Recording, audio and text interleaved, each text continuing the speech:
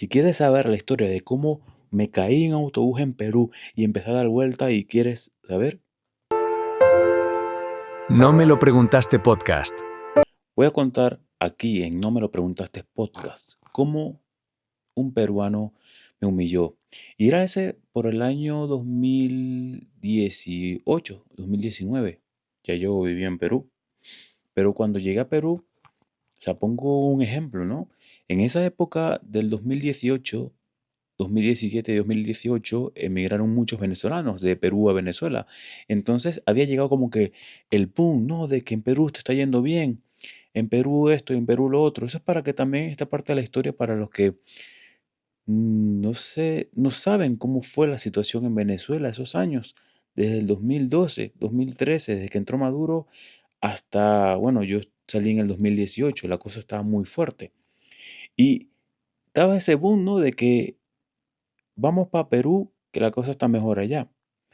Y así, por eso fueron oleadas y oleadas de venezolanos que se fueron a Perú, a Colombia, Ecuador, Chile, Argentina. Bueno, yo llegué a Perú y no tenía nada, no tenía dinero, me prestaron. eh, También, aparte, tuvimos que vender una casa que teníamos en Venezuela.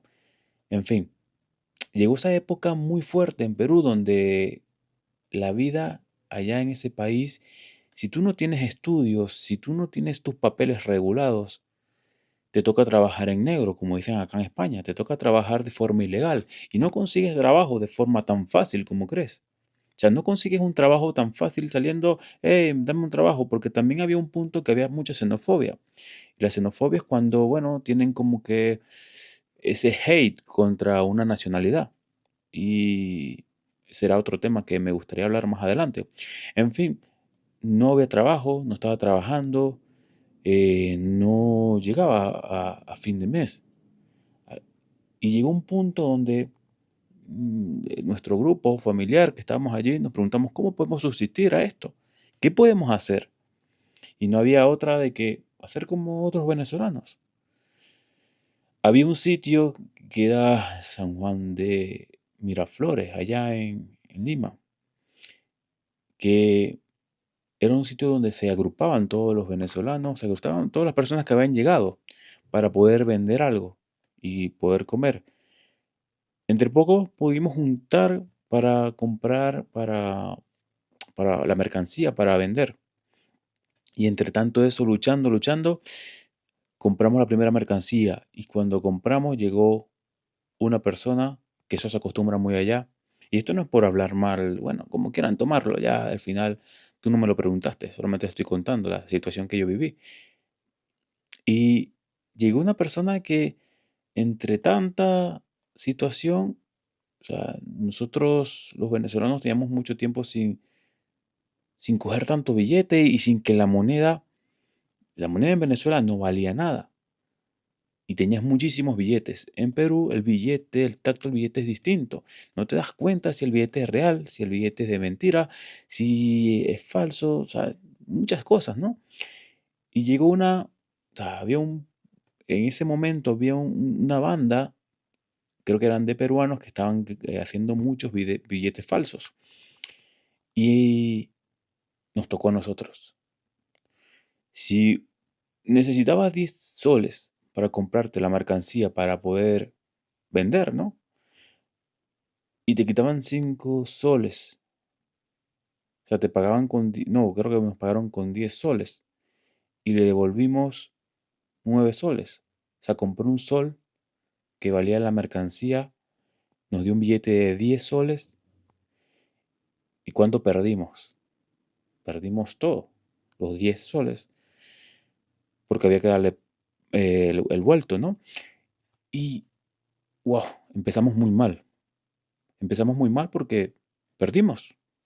Otra vez pedimos prestado y pudimos comprar otra vez mercancía, ya con más avispado. Pero tú dices, ¿crees que te puedes salvar? No. También habían monedas falsas. Monedas falsas, te podrás imaginar la situación, ¿no? Que tengas que estar pendiente qué moneda es real, qué moneda es falsa, qué billete es real, qué billete es falso, y es una total locura. Y llega un punto donde dices, ¿qué hago? Bueno, sigo vendiendo, no puedes hacer más nada. Y había una comunidad muy grande, ¿no? Que estamos vendiendo en esa situación para poder, bueno, aguantar. Y esos fueron mis primeros meses, mis primeros meses en Perú. Tampoco que duré mucho, duró un año y medio. Pero los primeros meses fueron muy duros, muy fuertes.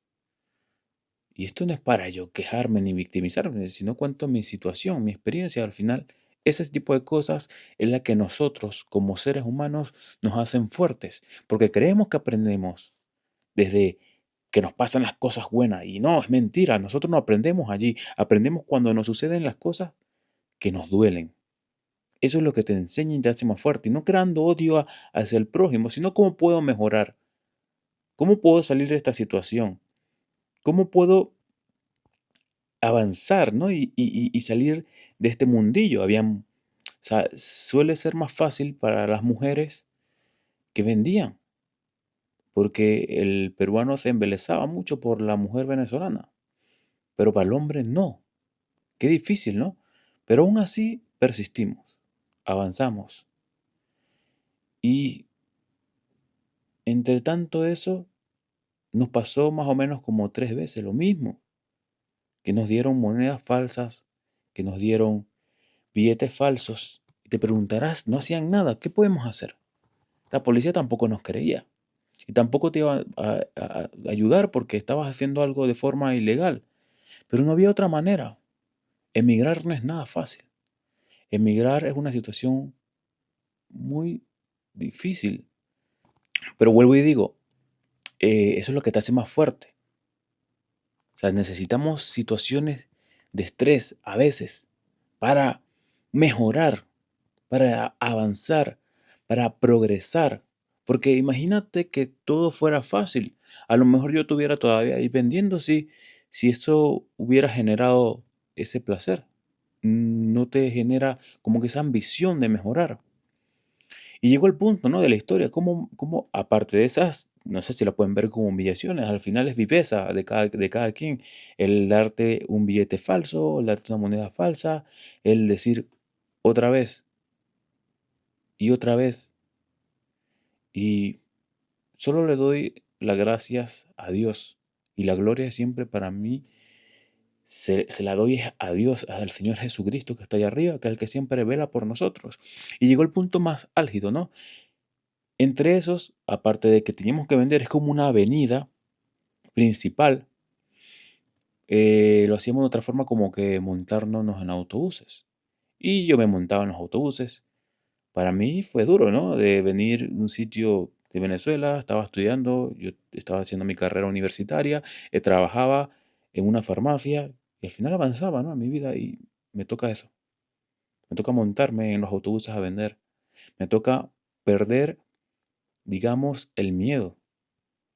Perder el miedo. O sea, perder la comodidad.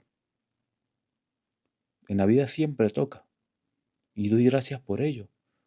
Vuelvo y digo, lo que me ha forjado a mí, lo que me ha creado este, esta coraza de protección para darme cuenta que si vuelvo a caer ahí, me vuelvo a levantar.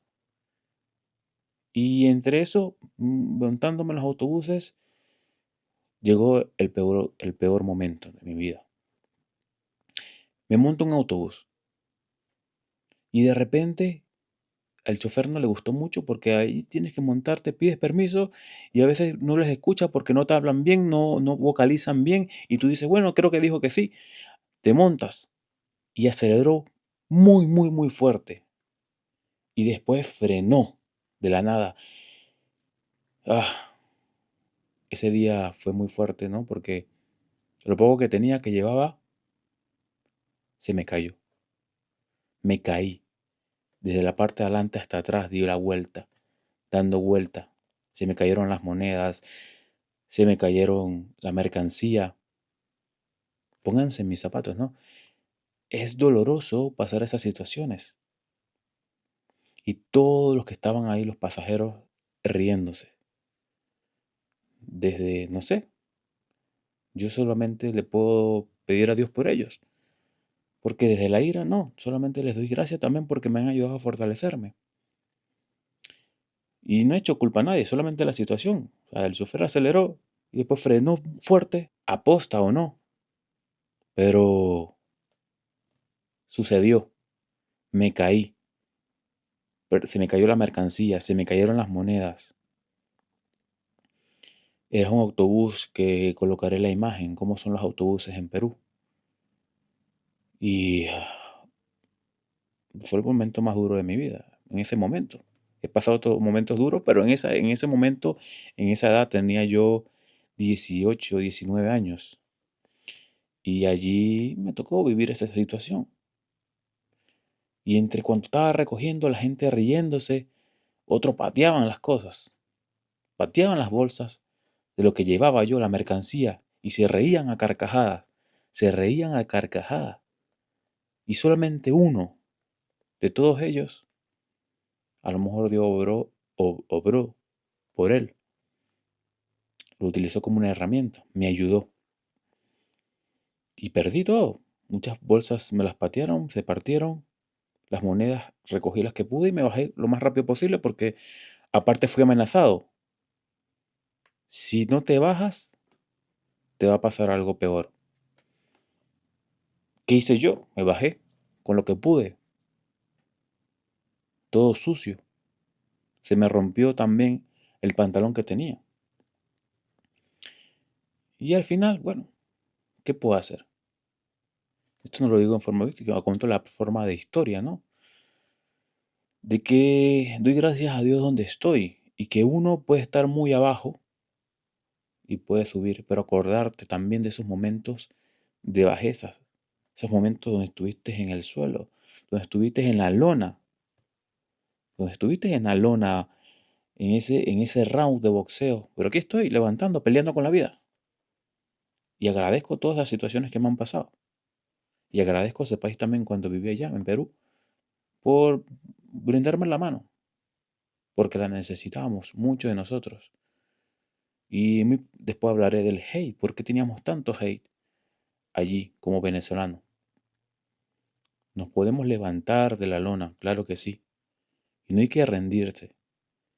Aún esos momentos tan fuertes, tan dolorosos que tocan, lo mejor es la reflexión y aprender de ello. ¿Qué hacer para que no vuelva a suceder? Eso es lo que tenemos que hacer como personas, porque los únicos que tenemos esa facultad sobre todos los animales somos nosotros, el ser humano, porque también somos animales, pero tenemos esa facultad que nos diferencia, la conciencia, el análisis, el por qué nos está sucediendo esto. Allí es que tenemos que afianzarnos nosotros como personas. No te olvides suscribirte, dejar tu like y apretar la campanita. Después contaré otra historia, ¿no? En Venezuela, la situación más fuerte que he vivido. Y que no dejes que te cuenten las cosas que no son. Mucha gente defiende y defendió la tiranía desde afuera, cuando muchos de nosotros, de los casi 8, 9 millones de personas que hemos emigrado, hablamos otras situaciones y los que se quedaron allá también luchando.